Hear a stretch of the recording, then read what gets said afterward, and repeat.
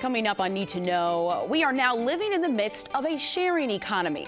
If you're looking to lend, borrow, exchange, or share, there's likely a service to meet your needs. However, one service among others is leaving some stranded. That story just ahead. Also on the show, the issues that matter most to more than 56 million Americans and what it will take to get them front and center in the political sphere. Stay with us. A special Move to Include edition of Need to Know starts right now.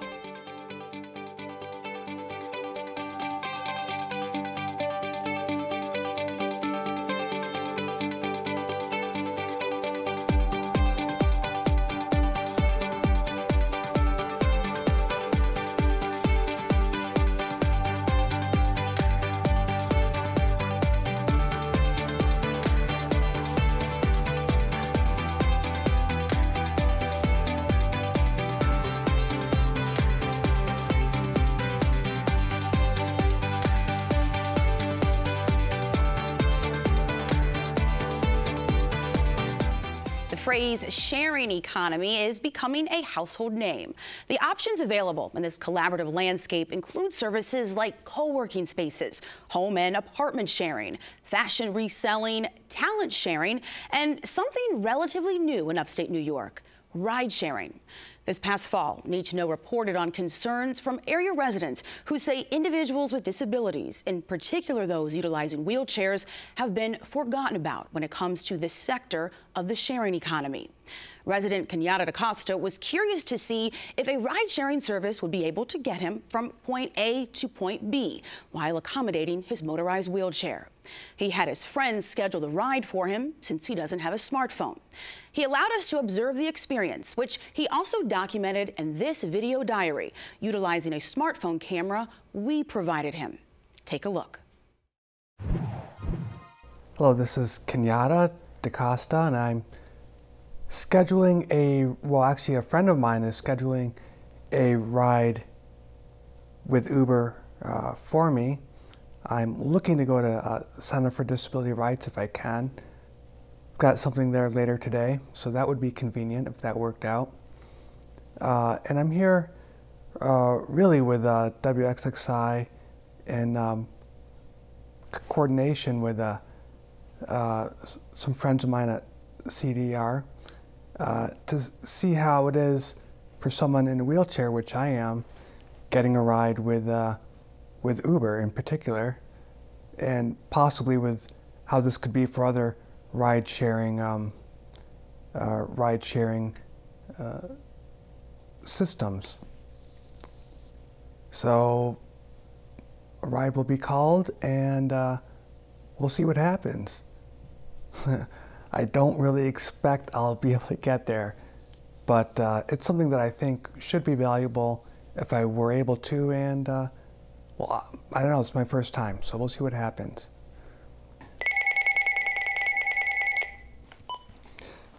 Hello. Hello. I had requested the ride, and I had texted to him that you needed a wheelchair accessible vehicle. Yes. Okay. It says arriving soon. He has not responded to my text. Okay. So you texted that to the actual to an actual driver? Yeah, I could do it an option to either call him or text him. Okay. And so I figured to have text would be better. Okay. All right. We'll see what if he comes by, or if he gets back in contact with you then. Yeah. It says arriving now, so he's in a Nissan Maxima. Okay. All right. So it looks like he's driving here. Yeah.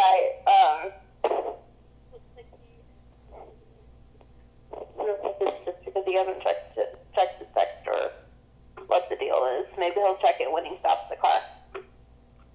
Okay. So I just want to clarify that according to you, he's arriving now? Yeah, the app tells you, it shows you the little car on a map, and it shows you the route. Okay. You arriving soon. Okay. All right, I'll keep an eye out for him.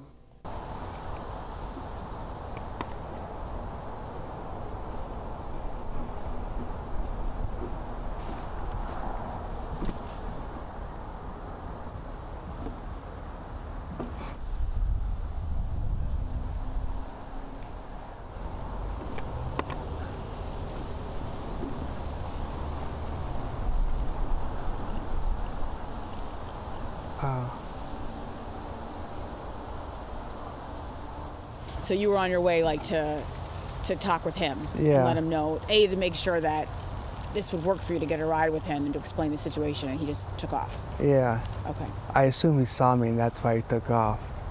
And you knew that it was going to be a black Nissan Maxima because Erica called you just to give you a heads up Yeah. in advance so you would know what to look for. Right. I knew it was going to be a Nissan Maxima. Okay.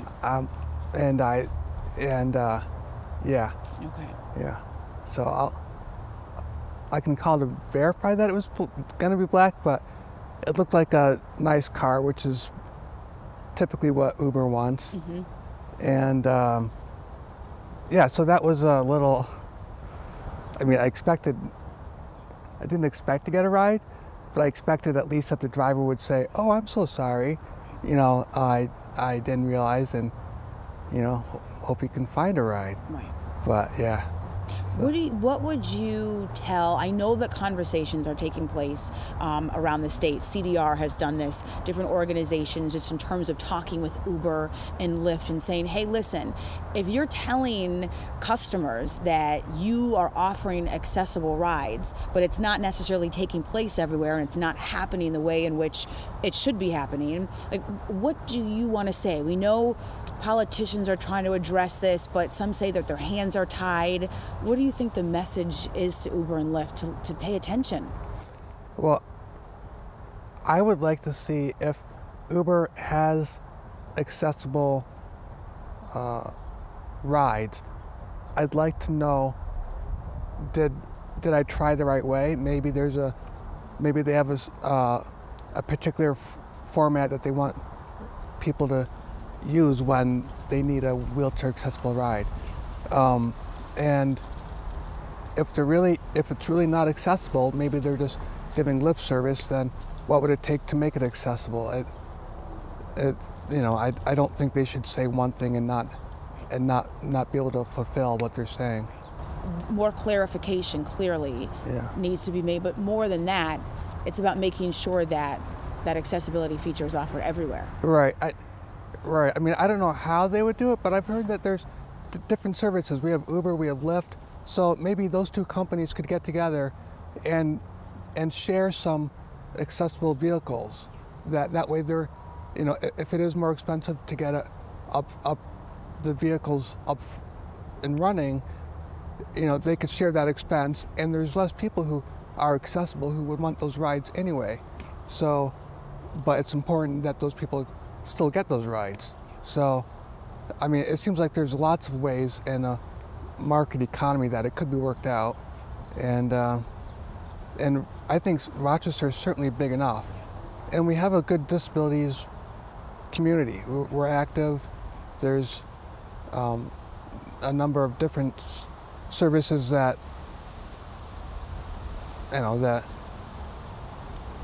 Can really come together, right? Right, and help yeah. to make something like this happen. Right, yeah. What would you? I know this was voted on to bring Uber and Lyft to upstate New York by our elected officials. What would you want to tell if you had an opportunity to sit down with our elected officials? They see this this interview. What would you want to tell them or ask them in relation to this?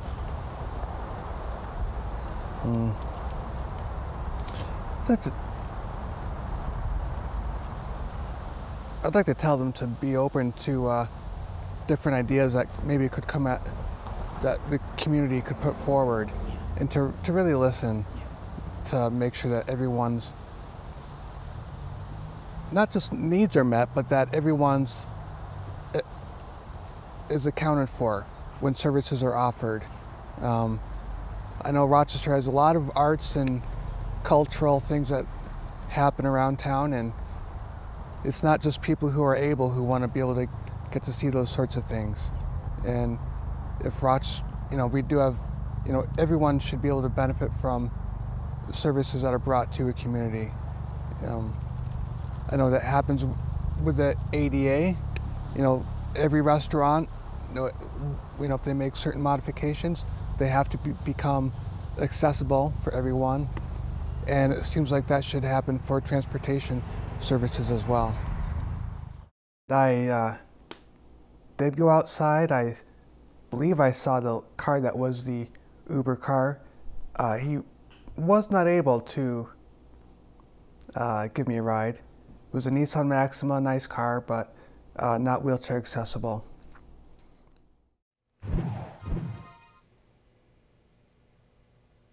Uber and Lyft are the two ride-sharing companies operating throughout New York State. And when they were approved by the state legislature in 2017, a task force was established which was intended to help find ways for all individuals with disabilities to be served through ride-sharing. I reached out to Governor Cuomo's office to get an update on the work of the task force, and Deputy Communications Director for Transportation, Peter Jamin, shared this statement. Ensuring all New Yorkers have access to ride-hailing services is a priority for this administration. We are in the process of recruiting a diverse group of exceptionally qualified candidates for the task force and look forward to launching it as soon as that process is complete. In addition, I contacted both Uber and Lyft to share Kenyatta's story and the concerns of other residents that we've talked with. They provided need to know with the following statements. An Uber spokesperson told WXXI, Uber's technology has expanded access to reliable transportation options for riders across the world, including those with disabilities, and has enabled people with disabilities to earn income in new ways. We are committed to and will continue to experiment and innovate for those who need a wheelchair accessible vehicle. A spokesperson from Lyft says Lyft is committed to ensuring people who need rides the most are able to get them. Many disabled individuals who were previously underserved now count on Lyft as a reliable, safe, and affordable way to get around. We are in ongoing discussions about how we can expand mobility options for the entire disability community, including passengers who need wheelchair accessible vehicles.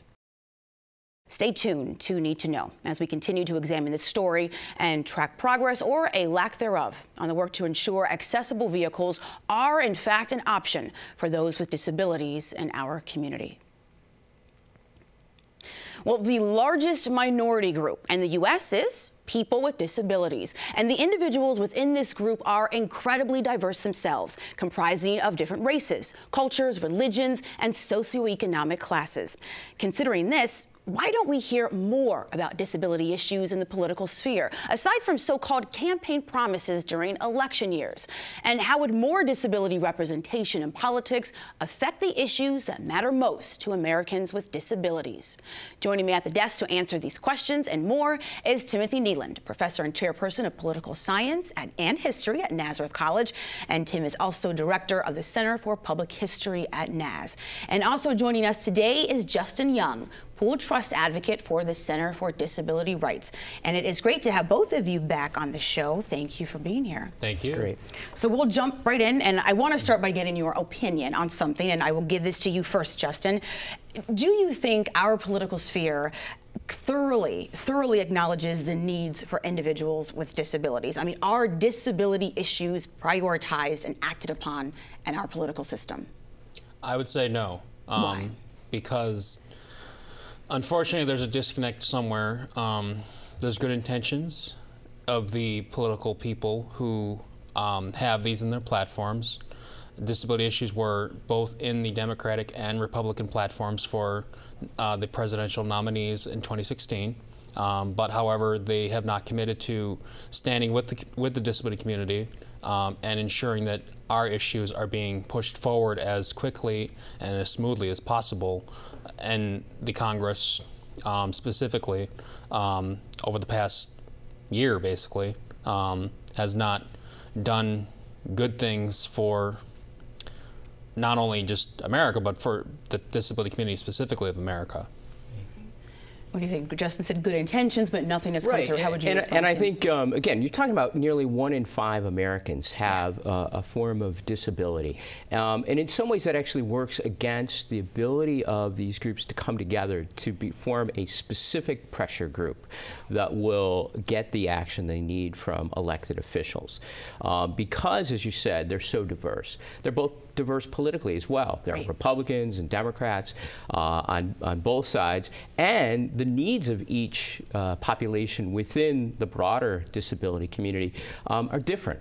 And so in some cases, you've actually got people, shall we say, competing for resources as opposed to combining their efforts in order to get key legislation passed. And that helps the politicians express sympathy, but then also then hold back on action.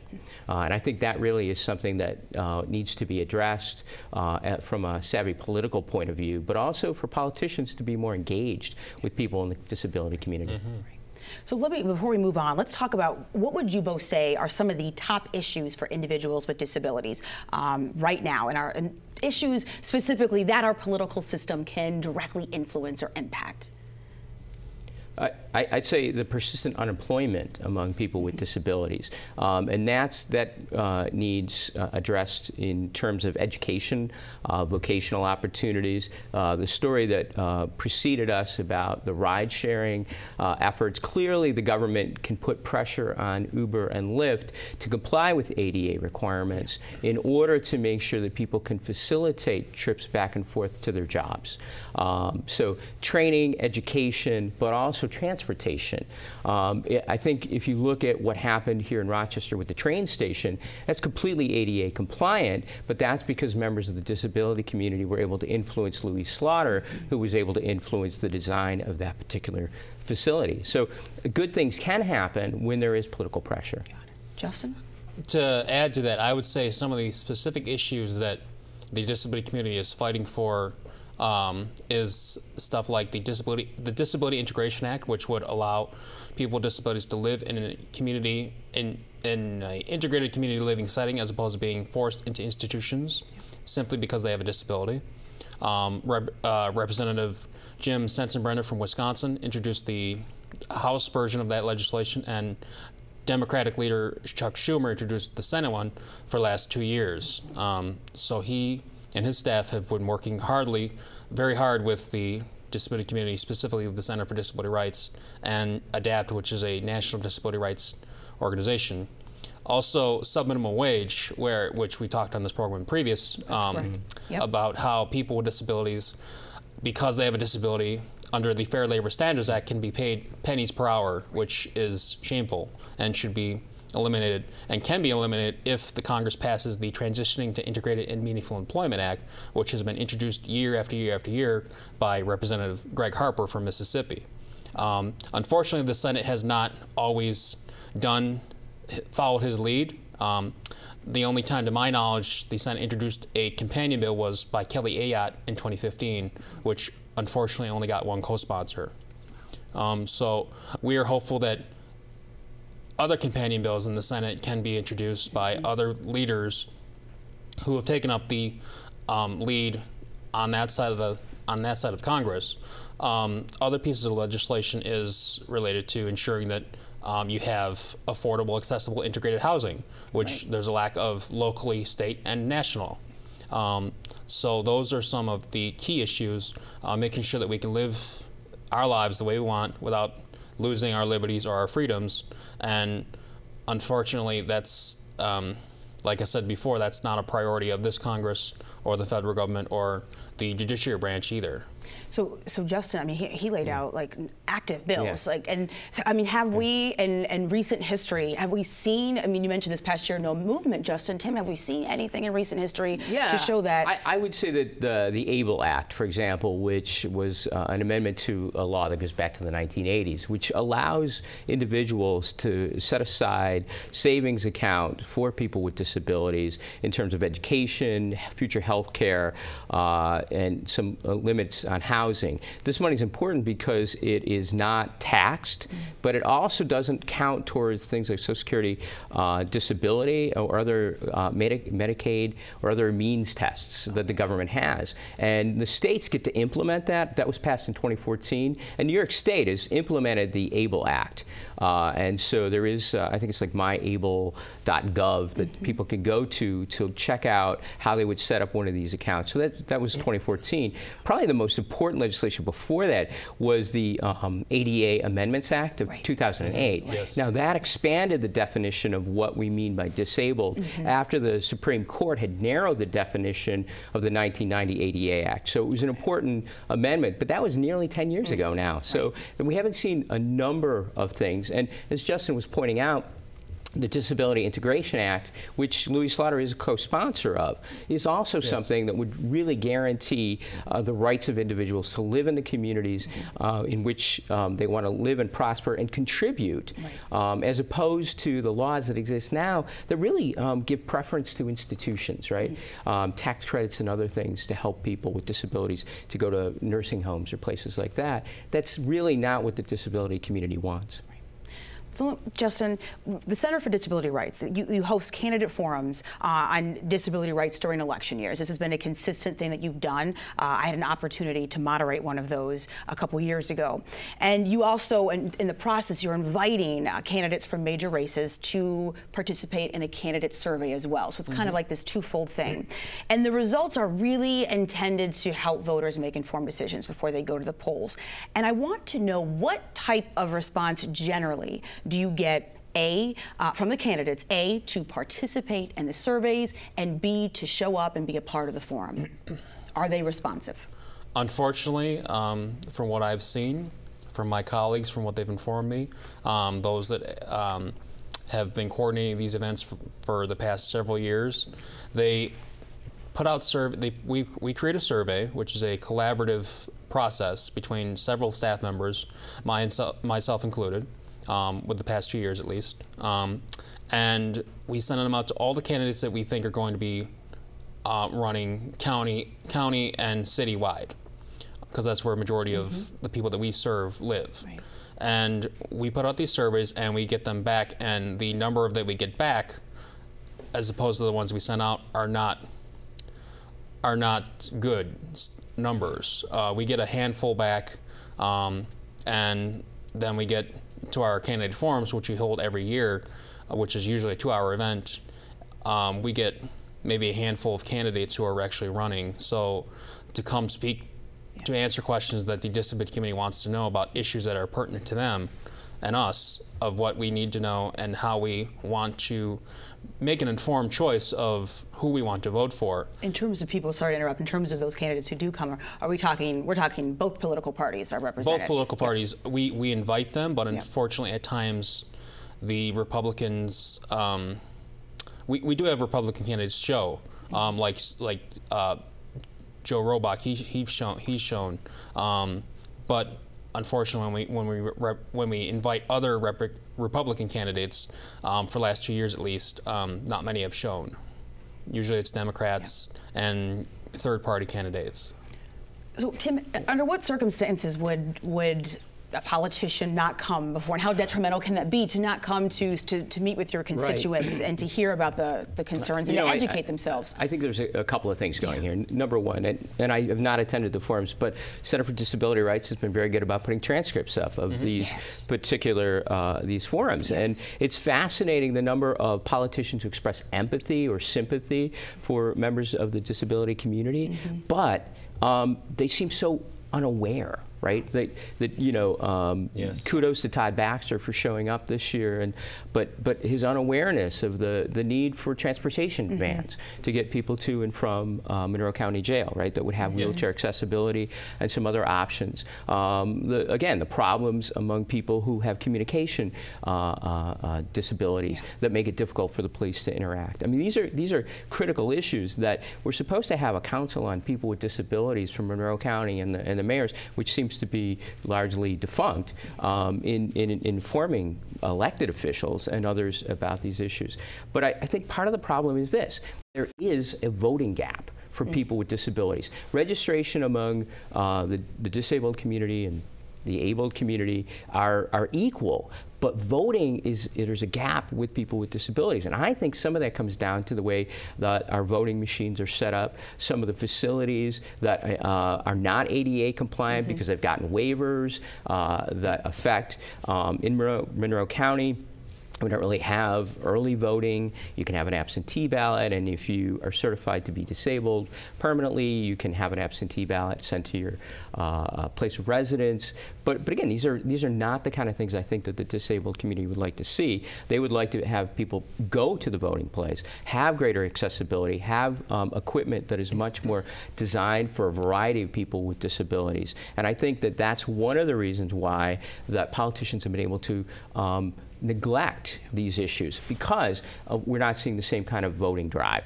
among people with disabilities. But at the same time, if they don't address the voting systems, then you're not going to see the turnout that you would expect from people who have a position of influence in this community.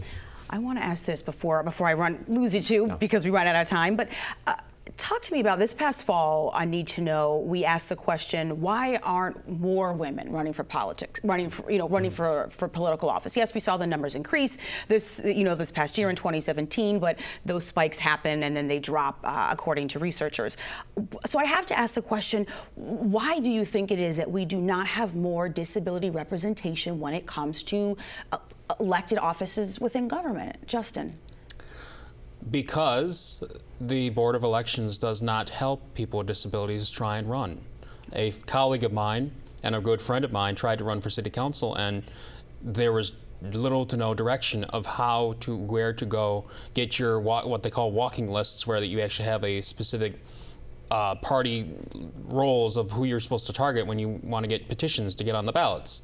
And because this person was a wheelchair user, the Board of Elections assumed that they could not carry this box of names, which is very ableist, and we do not feel is fair to the disability community, and that's one of the many reasons why people with disabilities are not encouraged to run, because something of stuff like that. Also, to echo what Tim was saying in regard to voting itself, it's not user-friendly for people with disabilities. Particularly if you want a write-in candidate. I've been told there's a market balloting system, and to use a write-in candidate, you have to scroll all the way down and then hit enter on your pad if you're using the specific pad, and then do not letter by letter until you get to spell out the candidate's name. And if the person's name is long, you can't do that. And I'm sorry, I have to wrap. I hate to do this, but I hope that you two will come back, as obviously an important conversation that we could spend much more time on. A very special thank you to my guests, Tim Nealon and Justin Young, for joining me today. And that wraps up this special Move to Include edition of Need to Know. Move to Include is a partnership between WXXI and the Golisano Foundation. Its mission is to encourage thoughtful discussion about issues of inclusion and the differently abled. Learn more and go to movetoinclude.org. Thank you for joining me. I'm your host, Helene Bianduti Hofer. Have a good night.